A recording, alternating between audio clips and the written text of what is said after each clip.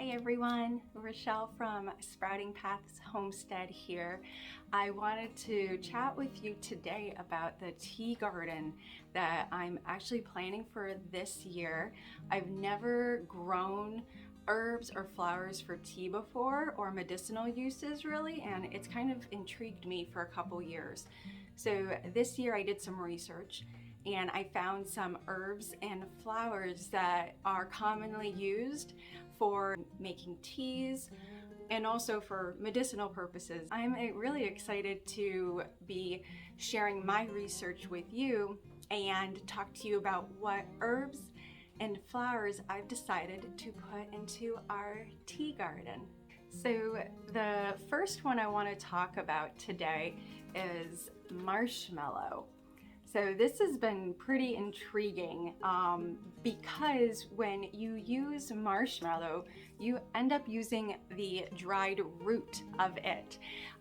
You do get these really beautiful flowers from marshmallow, but from the point of starting this seed to being able to harvest the root, I think they say wait till your second or third year of growing it to start harvesting the roots and drying them.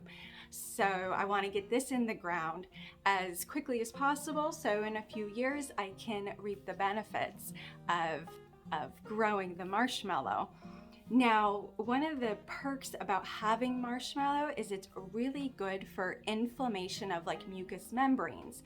So when you talk about things like that, you're talking about like the respiratory system, your digestive system. It kind of gives a protective layer of the lining in the tract. So when you have marshmallow root in your tea, it can serve for medicinal purposes as well. This marshmallow is a perennial, so it will come back every year. It is hardy to zone 3, so I'm in zone 5B, so perfect. It's going to come back every year. It does readily expand every year and grow a bit, and it can get to about 4 to 6 feet tall. So when you're planning on putting this in, account for the fact that it can get pretty tall and kind of bushy as well. Now, if you decide to grow marshmallow from seed, you do need to cold stratify the seeds before planting them. So essentially what you can do is you could easily just take this packet and place it in the fridge for like 4 weeks, and then you could go ahead and germinate these seeds. It needs to have that blast of cold in order to germinate properly. There's lots of seeds out there that require cold stratification, and it's essentially like an overwintering. It needs to overwinter and go through that period of cold in order to properly germinate. Now, if you do decide to go ahead and grow marshmallow, know that, I mean, it even says in the name marshmallow, right? It needs a pretty damp area. It doesn't want sopping wet with like bad drainage, but it wants a nice, moist, heavy soil to grow in. So remember that if you decide to grow marshmallow.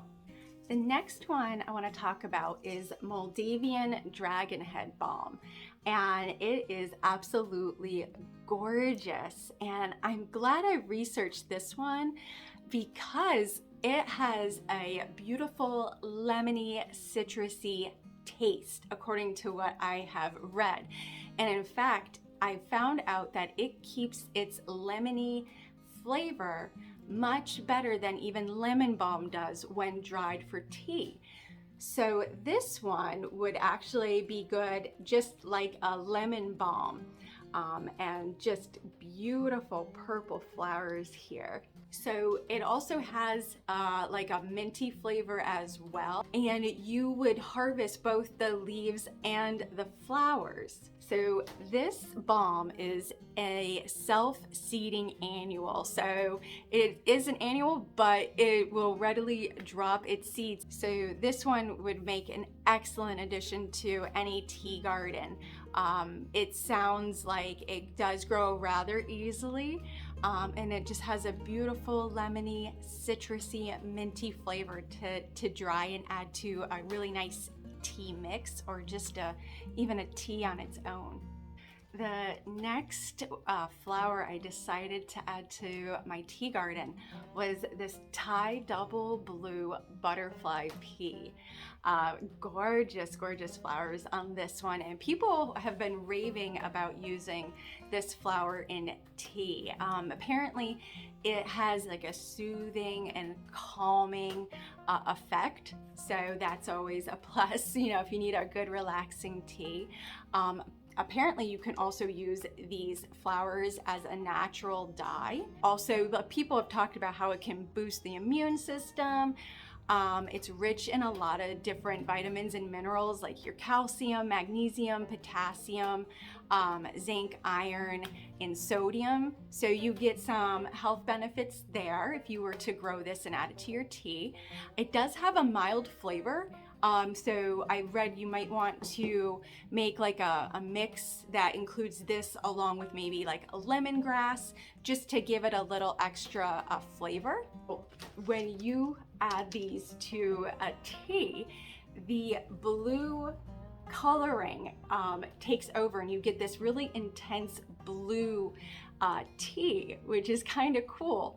But I also found out that if you add citrus to that tea, so say you take some lemon and squeeze it over, it will actually change the color and it will turn to this like nice like pink magenta color, which is pretty cool. It have this reaction just from adding some citrus to this butterfly pea. And apparently it changes its color from that dark intense blue to light pink magenta rather quickly, so it's not something you have to wait around for. It will have that reaction rather quickly, and I kind of thought the boys might get a kick out of seeing that reaction happen. So this butterfly pea, it is a legume, so this is actually considered a tropical legume. It is an annual for our area. In the tropical climates, it would be a perennial.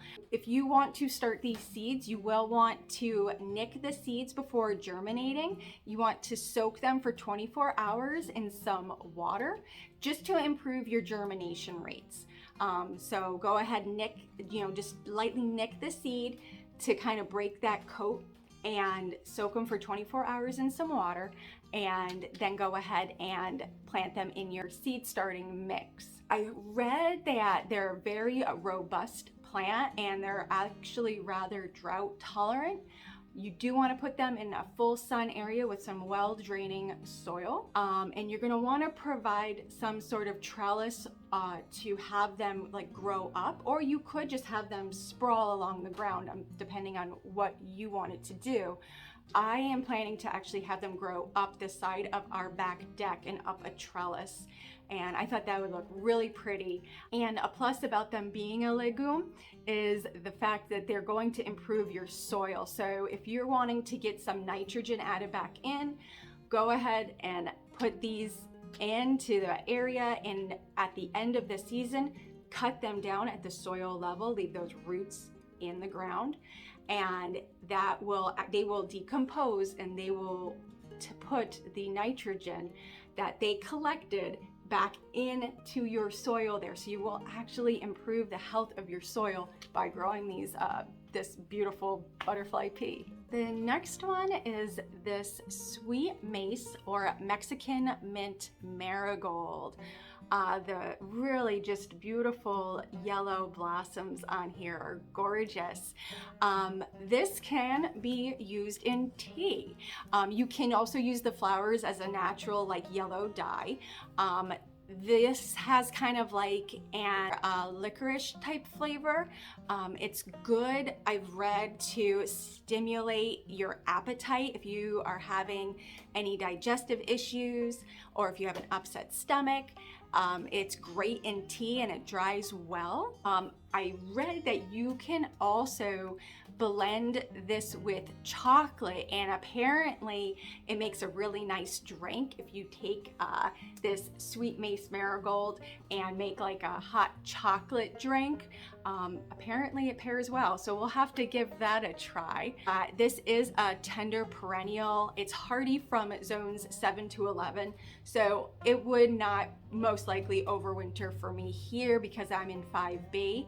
But if you're in zones 7 through 11, this could be a perennial for you. It thrives in hot climates, and it does need full sun, and it gets to about like 1.5 feet tall. So this is definitely another option for your tea garden. So I have this gorgeous strawberry fields Gumprina, and I've never grown this before, and they're just beautiful. But I was very intrigued when people talked about using it in a tea. So this kind of makes like a purple pink herbal tea with the blooms, with these beautiful blooms.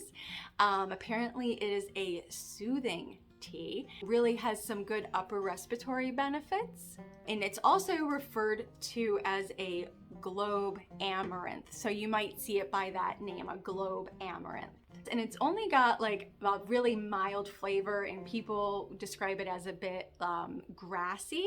So you would want to mix this with maybe some other herbs or flowers to give it a little bit more flavor. But being that it would give you that beautiful like kind of pink tea and that like hue, I thought was kind of cool. So it does have some antioxidant properties, I read. It is an annual, thrives in heat and in poor soil, so that's a plus. You don't have to worry about that. And it needs full sun. It's drought tolerant and deer resistant, so you don't have to worry about that. But the strawberry fields Gumprina I think is going to be beautiful in some tea. Now, my next one was kind of intriguing because I chose safflower, and this is Corales azafran safflower, if I'm pronouncing that right. Really some beautiful yellow orange flowers on there. This is known, I think, as poor man's saffron. I never knew that. Apparently you can use this as a saffron substitute. Definitely not as good, but I read that 2 tablespoons of these dried saffron flowers equals a pinch of saffron.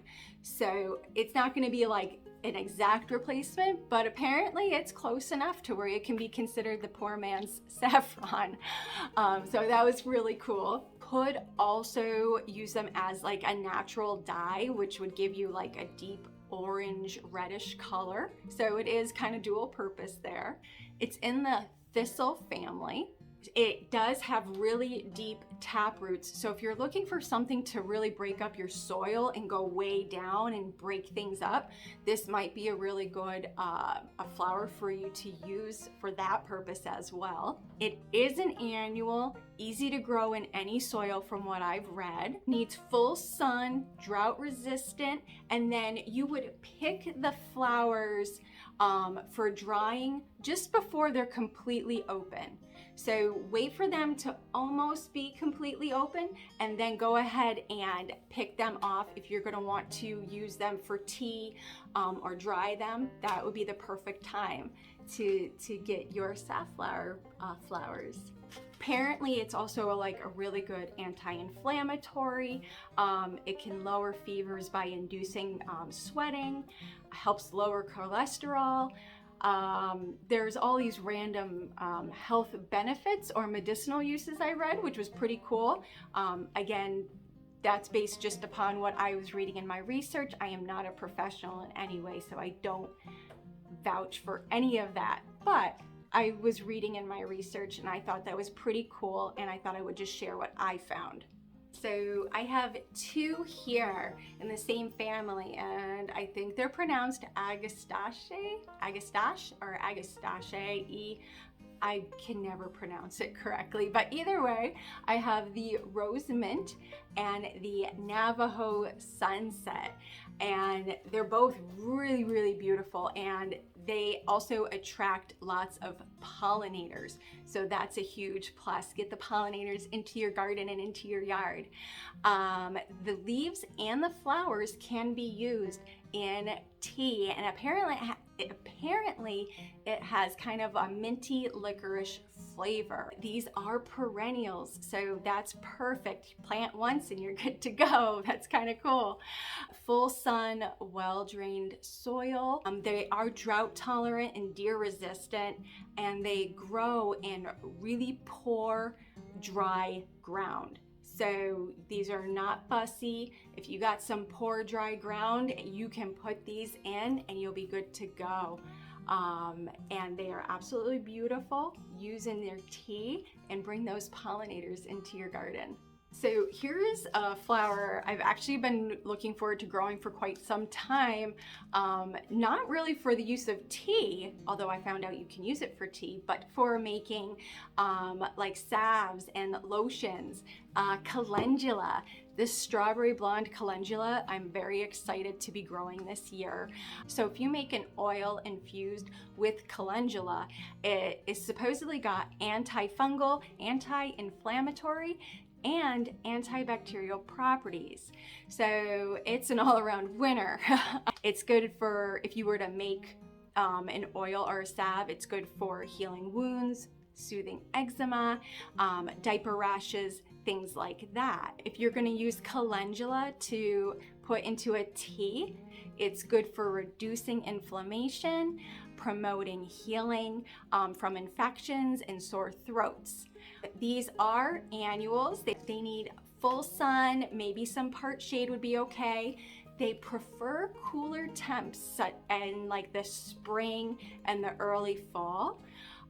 They're good in any regular soil. You wouldn't want to put a lot of nitrogen around. You'll get less blooms and less flowers if you have too much nitrogen in there. So watch the amount of nitrogen you might be adding through fertilizers, just so you maximize the amount of flowers you get from your calendula. And they do kind of moderately sprawl out a bit. So when you decide to put these in, just remember they might sprawl around a little while. But calendula is a win-win for your tea, for making lotions, balms, anything like that. So, and they're just absolutely gorgeous. Now, I'm also going to be growing stevia. I've never grown this before. I don't typically use stevia when I bake or cook. It's just not something I use. I usually just use regular sugar. But for tea, I thought it would be really cool to have some dried leaves of stevia to maybe give a little sweetness to whatever mix I'm making. So stevia is a natural sugar replacement. Apparently 1/8 of a teaspoon of dried stevia is equal to the same sweetness as 1 full teaspoon of white sugar. So just to have a comparison of how sweet stevia really can be. The leaves are sweetest in the cooler temps of autumn. You would get the best taste from these leaves before the plant blooms. So you want to get your leaves and maybe even snip off the blossoms, kind of like you do with your basil, to make sure it keeps setting more leaves.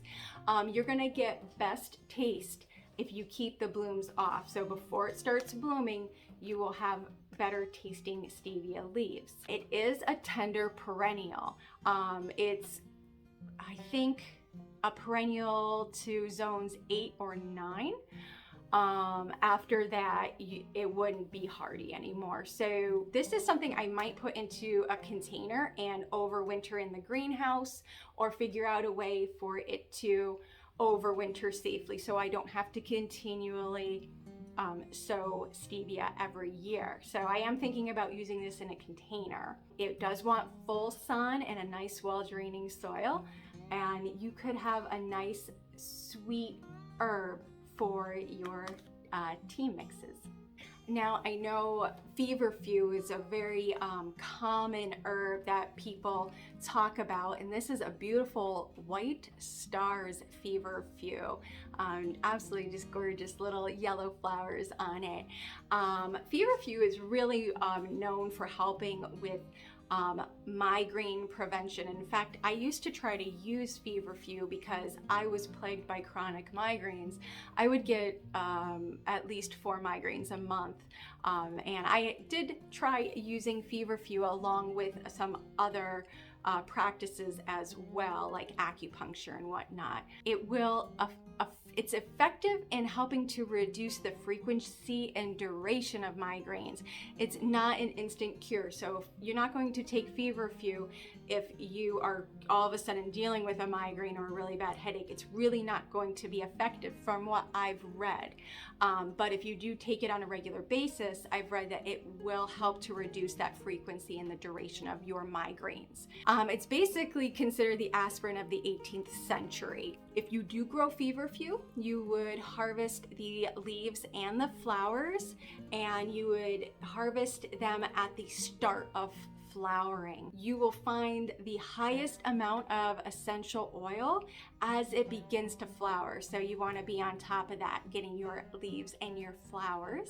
You can brew it into tea. You can make tinctures. You can also apparently make a homemade insect repellent using feverfew. Apparently mosquitoes hate like the really pungent smell of feverfew, so that's another purpose, which is pretty cool. This is a self-sowing perennial, so keep that in mind, and it does need some full sun area. Now, echinacea is a very popular flower that is grown and known for having immune boosting properties.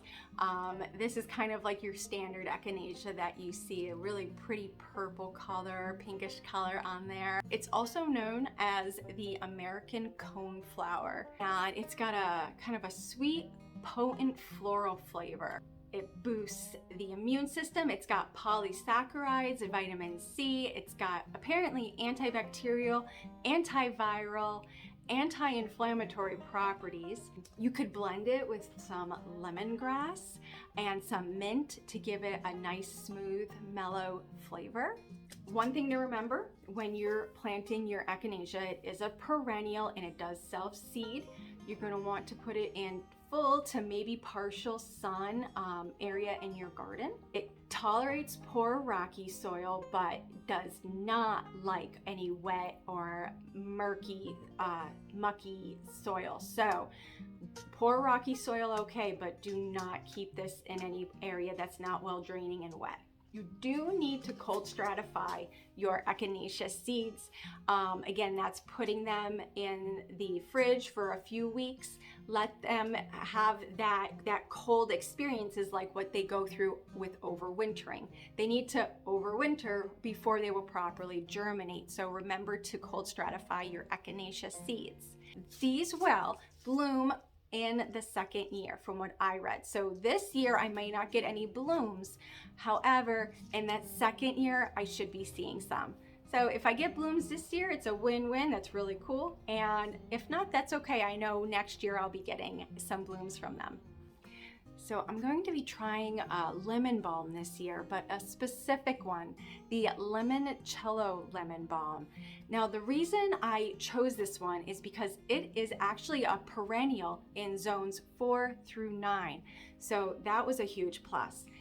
Also, this specific variety, limoncello, it supposedly has a much stronger lemon scent, and that's more so than other lemon balm varieties. So that stronger scent means that when I go to dry it and use it in tea, it should carry over more of that lemon scent. Supposedly it has kind of a very calming effect on the body, help with anxiety or insomnia. So if you're looking for a nice soothing, calming cup of herbal tea, lemon balm would be a perfect choice.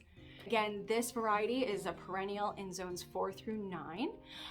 It does spread easily. This is in the mint family, so remember that. So if you're putting it somewhere, remember it will spread. Actually spreads by seeds and not by roots like your traditional mint does. Your mint will spread by its root system. This lemon balm will spread by dropping seeds. So if you remove the flowers, you will have less seeds and it will be less invasive. So just keep that in mind. This will tolerate most well-draining soils, and it does flourish in an area with full sun. So you can't talk about a tea garden without including chamomile. I mean, this is just your quintessential flower that you find in tea, right? So I have the Zloty Land chamomile. Now this is a Polish variety, and it actually grows into like 7-inch tall plants, so you get a bigger yield from them. So that's a reason why I actually went with this variety. It's a tad less sweet than other chamomiles I've read, but it has all the same properties: relaxing, calming of the nerves, can soothe an irritated stomach, has mild sedative properties, things like that that you expect from a chamomile. The flowers are what has the high essential oil content. It's also a powerful anti-inflammatory, which is another benefit. Your flowers are ready to be harvested when the petals fall back a little bit from the center. That's when you know your flowers are ready and you can go ahead and snip them off. Chamomile isn't annual, but it does readily self-sow when unharvested. So if you leave some flowers on there, it will go ahead and self-sow for the following year. It does prefer full sun and an area with a moist but well draining soil. Now, I really enjoy the citrusy flavored thymes. You know, there's lemon thyme out there, and I also got this orangello thyme. And I am interested in trying this in a really nice tea and having that kind of earthy, citrusy flavor, maybe in a tea mix. It's supposedly, when you use it in a tea form, is good for helping things like anxiety, colds, oral thrush, stomach issues, things like that. The essential oil, the active ingredient, is called thyme, and it's a phenol, and that neutralizes certain bacterial, certain viral, fungus, and parasitic infections. So that's really a huge plus for using thyme. It is a perennial in zones 5 through 9, and it is considered a creeping herb, so it will kind of crawl and sprawl out. You do want to keep it well watered, 1 inch per week. So keep this well watered and give it a well draining soil and a full sun, and your thyme will be good to go. Now, the last ones I want to talk to you about are actually a couple varieties of basil. I have lemon basil, Chinese sweet basil, cinnamon basil, and a blue spice basil. Now, these all are wonderful additions to a tea garden. They have such a nice flavor. I think the cinnamon basil would be excellent to give you a little spice, a little kick in that tea that you might want to enjoy. And then this beautiful Chinese sweet basil has like a citrusy flavor to it, so that would be nice. And I mean, lemon basil, I always enjoy a good lemon basil. They also have a lot of antioxidants and adaptogens, which are really good as anti-stress agents. And lastly, this blue spice basil I grew last year for the first time, and I have never seen so many pollinators in my garden than after I've added in this blue spice basil. It has such a nice tropical smell to it. It's very, very interesting, but I want to actually use it in tea, and so I'm going to grow it in my tea garden. So it's kind of got like a licorice flavor, a little bit of a vanilla, and some like lemon spice notes to it. Basil plants are annuals. They like full sun. The more sun that you have actually with the blue spice basil, the more purple hues you'll see in the leaves, and they're really beautiful. It wants a fertile, moist, well-draining soil. And just remember to pinch off those blooms. It will encourage more of those leaves. I mean, you probably want to leave some blooms because those are what brings in your pollinators. But in order to get your best tasting leaves for a tea, you're going to want to pinch off some of those blooms, and that will help the flavor of those leaves. So I've been working on a plan on where I'm going to put this tea garden. You know, there are so many things I want to do, and I need to be careful because I can overspend my time and then I take on way too many projects.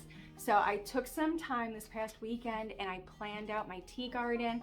I thought very carefully and thoughtfully of where things could go, and I will give you a close-up view of this, but literally between the back deck and our little pond we have to the other side of the deck, I have planned out where I'm going to put this tea garden. And I'm excited because I think it's gonna not only look beautiful, but it's gonna be very functional, and it's one big experiment for me. You know, I look forward to drying these flowers and these herbs and making maybe my own herbal tea mixes.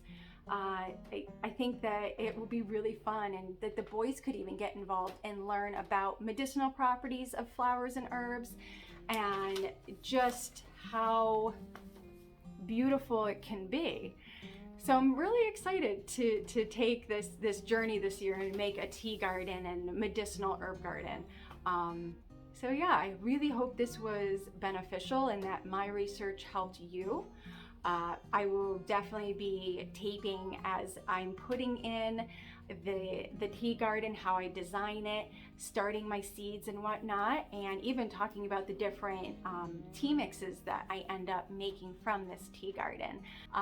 You know, it's still a pretty small project, which is what I need, because there's a lot of other projects happening on this homestead this year, between the goats coming and chickens coming and the expansion of our garden, and just need to, you know, maintain our house and property with what we do have. So we are being very careful in what we decide to do this year, so as to not stretch ourselves so far where we run ourselves into the ground, because we did that last year and it was really rough.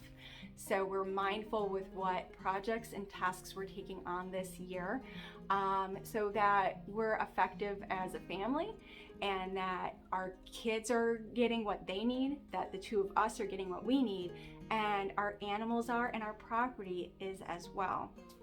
Because when you stretch yourself too thin, you don't enjoy what you have been blessed with, and that, you know, that's a big thing. We want to be able to sit back and enjoy what we have been given and what we've worked really hard to achieve.